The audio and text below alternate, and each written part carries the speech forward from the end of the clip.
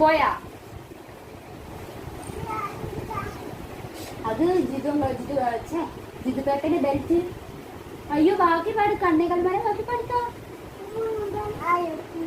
അന്ന mall പാട്.